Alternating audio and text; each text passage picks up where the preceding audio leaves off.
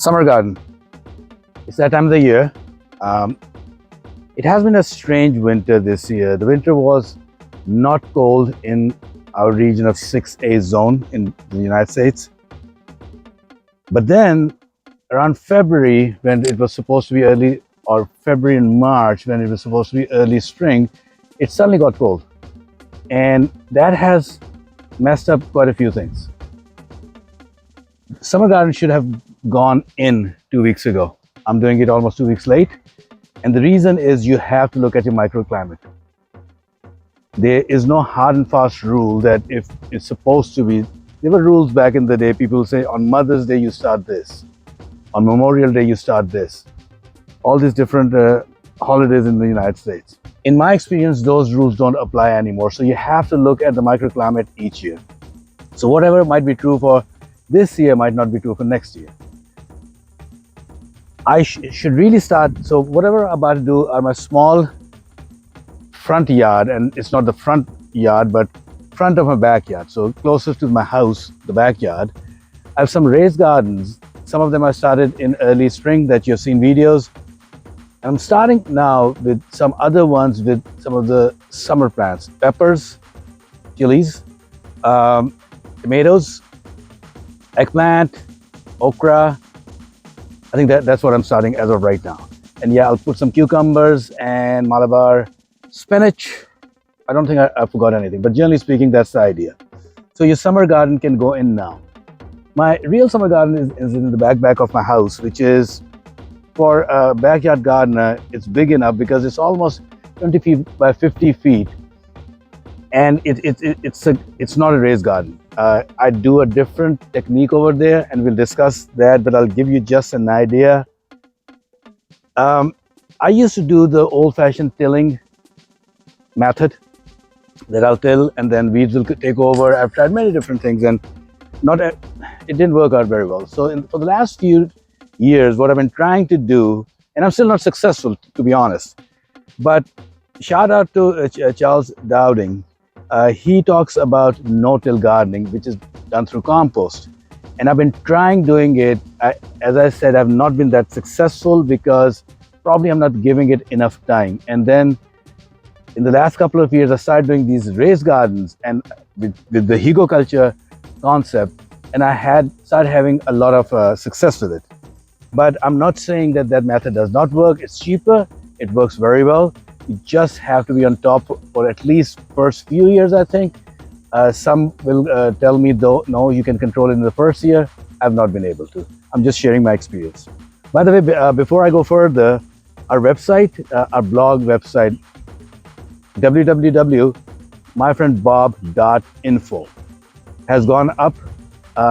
Come and join. We will have blogs. Some of the blogs will be connected to the whatever videos we do, but others will have different subjects because we have different authors, and we'll talk about foods and cooking and recipes and stuff like that. So it will be, yes, this channel, but a bit more. So you do want to check it out. I think you'll appreciate it. What I'm about to do is, behind me is raised garden, which was done 2 or 3 years ago. It's not proper higoculture. What I did was, for the first year, I filled it with leaves, mulched leaves. Then I put some good organic soil. The next year it sank down. I again put some leaves, and now it has compost on top. Generally speaking, the garden is pretty good. I didn't have to pick any weeds, and whatever you'll see in the video later, that's how it has been sitting since last year. What my thought is, and you'll see in fall, I make a lot of sauces and spices. And I used to grow a lot of very spicy chilies. I stopped doing it because nobody liked the heat that they produce in a sauce. But I'm about to do some new experiments this year. So my garden behind me is around 7.5 foot by 4 feet. I'm growing some of the hotter chilies, not the hottest, but Carolina Reaper, Bhoot Jolokia. One thing about Bhoot Jolokia, the word comes from Indian language of Hindi, or could be from Urdu also. Bhoot means ghost. Jolokia means when you almost feel like that you saw something. So I think whoever came up with the name, the idea was that it was that spicy that when you ate it, you almost felt that there was a ghost around. So that's why the English name ghost pepper. But ghost pepper does not translate exactly into whatever the Hindi or the Urdu name is. So a bit of a tidbit. So I've got 3 Carolina Reapers. I've got 5 ghost peppers. And the reason it happened that way, yesterday or the day before, I went to the nursery, and there was a young child with a lady, and they were talking and looking into some hot peppers. So we stuck a conversation, and she didn't need, because it came in 4 packs, need those many. So I told her that I'll trade one of mine with her, so at least she can try both. So she gave me one of her ghost peppers, and I gave her one of my Carolina Reapers. Then I also have some eggplants which are about to go there. Ichiban, I really like the flavor. One of those nice Japanese eggplant. Then I have some other hot peppers. I see cherry bomb and some cayenne and things like that. So my idea is that the very spicy ones will stay in the back. And the reason being, I'm not about to use them for my cooking. I need them for my sauces. So I'm not about to pick them on a daily basis or on a weekly basis. All I want is for them all to ripe. I can take them down and I make sauces out of it. So they'll go in the back, so I never have to reach for them. Some of the milder ones, and milder are still spicy. Cayenne is not a mild pepper or a chili. It's in the front. And the reason being that I will use that for fresh eating and cooking. So I'll go ahead and finish planting the bag. I'll show you the bag. Then we'll go to our other garden, which is 4 by 16, which is almost like 15 years old. And again, it's not a hugelculture, same concept has happened over the years, that I've added mulch, then leaves mulch, and compost and good organic material. So over the years, it has improved a lot. In the end, I'll do some of the vines in my raised gardens, the gardens you've already seen where we did the hoops and everything. So let me go and put everything in the ground, and we'll see soon. So our super spicy chili garden is already done.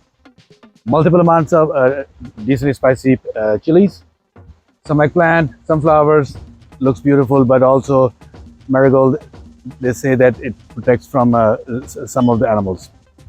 Even if it doesn't, it looks beautiful. So nothing much to worry about. So yes, this is pepper and few eggplants. Now we'll go to our, this is our 7.5 by 4 foot. Now we'll moving to the 16.5 and 4 foot. What I've done already, before we start filming, I've added 2 okra, or ladyfinger as it's called in other countries. 2 different squashes. These are summer squashes. One is Peter Pan and the other is 8 ball. They both look beautiful. Peter Pan also goes with a different name. This particular one has the name, this is the name that the company has given to it. Again, different eggplants, I think 4 or 5 different varieties. One thing I needed to show you, if you look at over here, this is something which came from last year, and what it is, it's a potato which was planted some time ago. And that potato grew, and I've left it there. Towards the back, I'm about to do a row of tomatoes. So the rule about tomatoes, there are 2 kinds of tomatoes, determinate and indeterminate. What's the difference? Sounds like a technical gardener's word. It's not that difficult. Determinate tomato is that it has a determinate size. So you can call it a bush tomato if you choose to, but if you say it, some people might make fun of you. An indeterminate kind is more like a vine. It keeps on growing. So you can call them almost like a vine tomato, but again, same thing. They both are supposed to be treated very differently. An indeterminate tomato, what you do is, you have to climb it on things, either rope or sticks or whichever way you want. They do not hold their weight that well. So what I'm about to do is, if you see this in here, I'm about to add another one, which I'm not about to do today, but I will add the same height over there. I'll run a metal wire from here to there, and then I'll run twine and I'll let tomato grow on it. What I've tried doing it, since it's closer to my backyard, or the backyard, or close to my kitchen, I'm doing tomatoes, surely, which I'll eat. I'll eat all the tomatoes that I grow. But these look prettier. How about that? Some cherry tomatoes in multiple colors, some green tomatoes, and things to that nature. So over here, it's not just about tomatoes, it's also about looking pretty. From here to there, I've got some cherries, I've got Amish paste, I've got a Jersey Devil, and a few others. And towards the end, the last two are determined tomatoes. Those will be treated differently than the indeterminate tomatoes. What's the difference? Then indeterminate tomato, the funnest thing is it grows from wherever you stick in the ground. So my habit is, before I even get to suckers, I'll go to this point to clear it out. I will put this plant in this much. So all of this and that. There is a sucker growing there. There's a flower on it. I don't want it. One growing over here. I don't want it. Yes, I'm destroying some of the flowers. Right now it's good. I'm not sure about this one right now. I'll give it a few days before I do anything with it. So this tomato is pruned. I'll do the same thing over again. Get rid of the bottoms. You can use shears, you can use whatever you choose to. I had to cut my nails, which I didn't. So right now it's working pretty good that I'm able to just pinch them. So get rid of this, go all the way. And again, I'll stop over here. This is an Amish paste, a beautiful tomato to make sauces.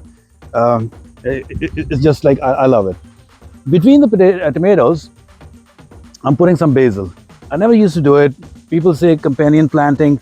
Yes, companion planting, that is right. But what I've learned is companion planting could be one thing. Since I'll keep on training my tomatoes, I'll have a lot of space underneath for breeze and everything. So I have enough space to grow my basil underneath it. And that's what I'll do it. Before I plant everything, I'll talk about a determinate plant. Now, this is a semi-determinate plant. It's called some fire cherry something. Prairie fire cherry. With a determined tomato, you really don't prune it. Yes, what I'll do just in case, just to keep it clean, I'll get rid of this much. But other than that, I have to let it grow on its own. If it needs a stick because it's falling over, I'll put a stick. But if it doesn't, it will grow on its own. So this and this, these both are the same tomatoes. I'll go ahead and plant all these tomatoes. From here, we'll water everything.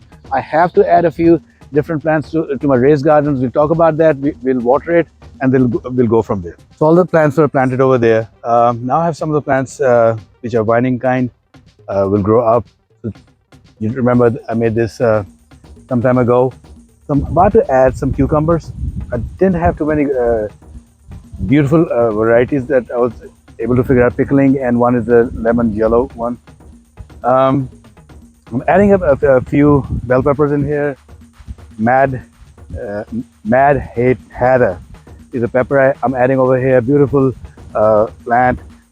In an episode earlier, I did start from seeds. Those seeds are not ready. The plant is still small, but I was able to acquire one from the local nursery yesterday. Then I'm about to add Malabar spinach. Surely it's the leaves that you eat, and they are close to spinach, if I say it. As much as when you talk about animal protein, people say it tastes like a chicken. Anytime we talk about any greens, people compare it to spinach. So spinach is the chicken of the greens. What I like about it, towards the end of the season and towards fall, they start giving these red berries, which are beautiful color, and I use those for my sauces to get that red color, natural red color. It just gives a beautiful, almost like close to the color of beet, but much darker. So I'll add these. After I'm done, I'll water it, and then I'm done for the day. So planted some lettuce over here. I think it's called butterhead or butter something. I planted it very close to each other. My reasoning is I do want it to grow like very compact. So that's my reasoning. And again, as I've used toilets before, this time around I'm using the sink which came from our basement or our laundry area. So this is watered. So this is again the pepper garden we were doing, or the chili garden. Generally speaking, I'll come back and water it again because I just want to show you what everything looks like. So generally speaking, it has to be soaked far more than what I'm doing right now. So after I'm done with this video, I'll come back and do it. I added some herbs over here.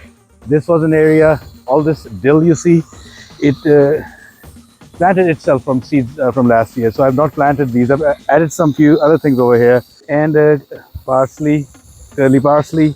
So that's good. Now let's come over here. This is what I was talking about. So you saw it earlier. Now it's all planted. The tomatoes, I think 8 over here, from cherry to paste, and this is a big one, which is yellow in color. It does not turn red. And different eggplants, different summer squashes, not zucchini, but other ones. Okra, only 2 plants right now. My seeds have started germinating yet, because I love okra and I will be planting a lot of it. From here, I think we're done. So this was how you start a summer garden. And for a regular backyard gardener in suburban United States, this is roughly speaking what the size of the garden is. If you have more space than that, more power to you. Like, subscribe, and let's meet next week again. Thanks.